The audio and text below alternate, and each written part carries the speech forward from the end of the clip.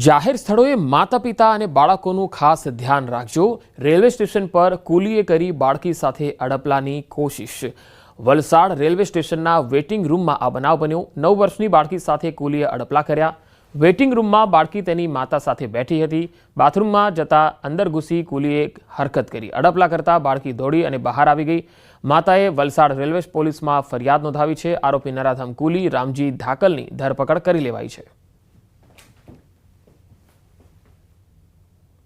જે waiting room છે station ઉપર તેની અંદર વોશરૂમ માટે ગઈ હતી, વોશરૂમ યુઝ કરવા માટે થઈને। તે અરસામાં આ કામનો જે આરોપી છે તેને તકનો લાભ લઈ એની પાછળ જઈ અને વેઇટિંગ રૂમમાં ભોગ બનનાર બાળકી સાથે અડપલા કરેલ, જે બાબતની જાણ પોલીસને થતાં તે અંગેની ફરિયાદ વલસાડ રેલવે પોલીસ સ્ટેશનમાં દાખલ કરવામાં આવેલ છે।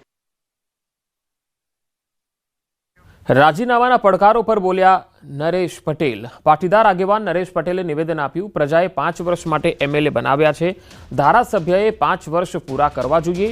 મારી પાસે પ્રશ્ન આવશે તો હું નિરાકરણ કરીશ। સારા કામ કરવા દેવા જોઈએ, રોડા ન નાખવા જોઈએ। સોશિયલ મીડિયામાં પણ સમાજ કાર્યો કરવા દેવા જોઈએ।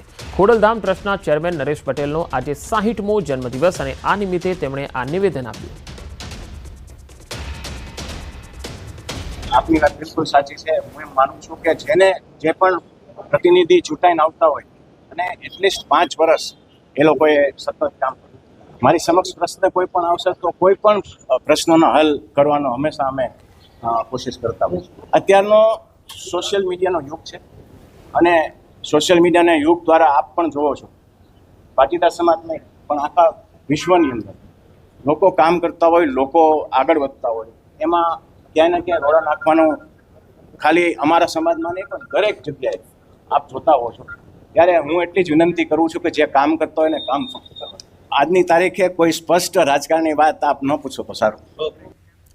મોરબીના ધારાસભ્ય કાંતિ અમૃતિયાએ વિસાવદરના ધારાસભ્યને પડકાર ફેંક્યો। અમૃતિયાની ચેલેન્જ ઇટાલિયાએ સ્વીકારી લીધી। કાનાભાઈ તરીકે જાણીતા મોરબીના ધારાસભ્ય કાંતિ અમૃતિયાએ ચેલેન્જ ફેંકી અને વિસાવદરના ધારાસભ્ય ગોપાલ ઇટાલિયાએ વટથી સ્વીકારી।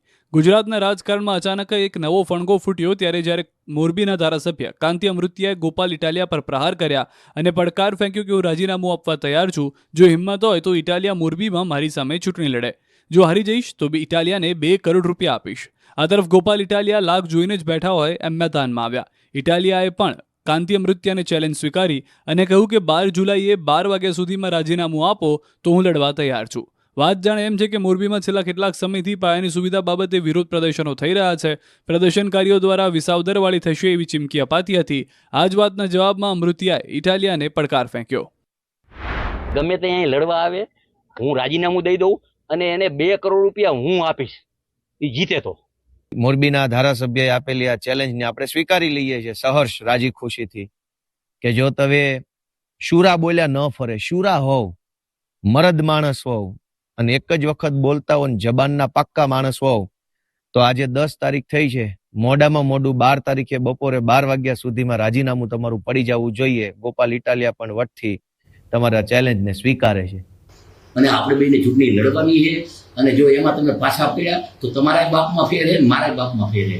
આવતા સોમવારે તમે આવો શંકરભાઈની આપણે બને રાજીનામું દઈ અને રાજીનામું દઈએ પછી ચૂંટણી આવે એટલે આપણે બેને લડવાનું અને હું હારું તો તમને 2 કરોડ દેવાના, એમાં કઈ ખોટી વાત નથી। મારી પેટમાં ઘેર પણ આ બધું બંધ કરો। તમે એક સીટ આવી વિસાવદરની, એમાં તો આખા ગુજરાતના કાર્યકર્તા ઉપાડો લીધો, ઉછાળવાના ધંધા, ઉશ્કેરવાના ધંધા, જેમ તેમ બોલવાના ધંધા। ગોપાલભાઈ આવે છે આમ કઈ ગોપાલભાઈ કે એવું કઈ આવે છે, આવી ગયા અહીંયા ત્યાં હું ના પાડું અને આવી ગયો સોમવાર રાજીનામું દેવો અને મારી તૈયારી છે। નર્મદાના રાજપીપળામાં વકીલોના હોબાળા મામલે નર્મદા જિલ્લા બાર એસોસિએશને પ્રતિક્રિયા આપી। રાજ્યના વકીલ મંડળો બાર એસોસિએશને જણાવ્યું છે કે જે વાત ફેલાઈ છે એ સાચી નથી। એડવોકેટ ગોપાલ ઇટાલિયાને કોઈએ રોક્યા નથી, પરંતુ વધતા લોકોના ટોળાને લઈને નર્મદા પોલીસે લો એન્ડ ઓર્ડર માટે ચેકિંગ કર્યું હતું, તે સમય દરમિયાન હોબાળો કરવામાં આવ્યો। ધારાસભ્ય ચૈતર વસાવાના પક્ષે 4 વકીલો કોર્ટમાં હાજર હતા। ગોપાલ ઇટાલિયા પણ તેમના કેસમાં હોવાનું જાણી તરત તેમને જવા દેવામાં આવ્યા।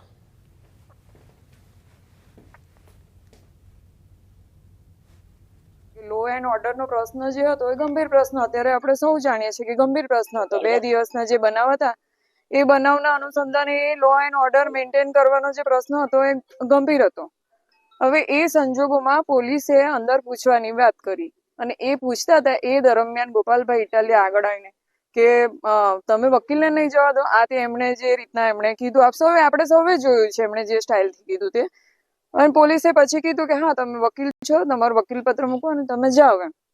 બરાબર, એટલે એમને જવાબ દીધા હતા. ગુજરાતમાં અત્યારે એવી પણ વાત ચાલે છે કે એમને નહોતા જવા દીધા એમ, પણ એમને જવાબ દીધા હતા. અને હવે વાત કરીશું મેળાની તૈયારીઓની.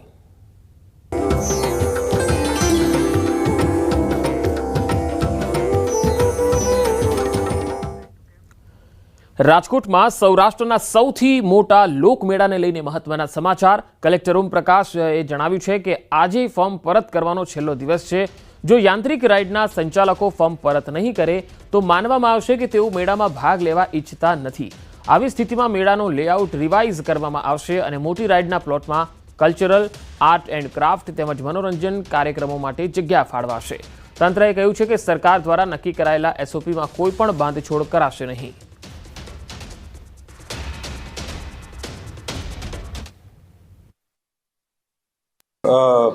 આજે સાંજ સુધી ક્લેરિટી થઈ જશે કે જ્યારે મોટી રાઇડ્સ ફોર્મ નહીં લેતી હોય તો નાના દુકાનદારોને, નાની રાઇડ્સોને અને આપણે તમામને પણ એક ક્લેરિટી થઈ જશે કે હવે સપોઝ મોટી રાઇડ્સ નહીં આવતી હોય તો આ જગ્યાએ આપણે બીજી એક્ટિવિટી કરીશું. અને જે નાની રાઇડ્સવાળા આશંકાના કારણે કે મોટી રાઇડ્સ આવશે કે નહીં આવશે આના કારણે ફોર્મ નહીં લઈને ગયા હોય તો આને 3 દિવસ અથવા 5 દિવસની એક વધારાની ઓપોર્ચ્યુનિટી આપીશું.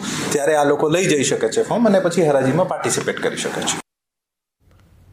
તો રાજકોટના જન્માષ્ટમીના મેળાને લઈને મોટા સમાચાર. ભાજપના વરિષ્ઠ આગેવાન વિનુ ધવાનું મોટું નિવેદન. મેળામાં રાઇડ્સને મંજૂરી મળવી જ જોઈએ. લોકમેળામાં રાઇડ્સ મામલે મુખ્યમંત્રીને પત્ર લખીશ.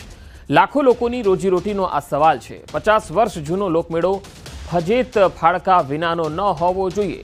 સરકારે બનાવેલ એસઓપી બાબતે ભાજપના જ નેતા બાંધછોડના મૂડમાં. સક્કરડી વાળો, ફજર વાળો, રાઇડર વાળો, એમાં મારું હજી કહેવાનું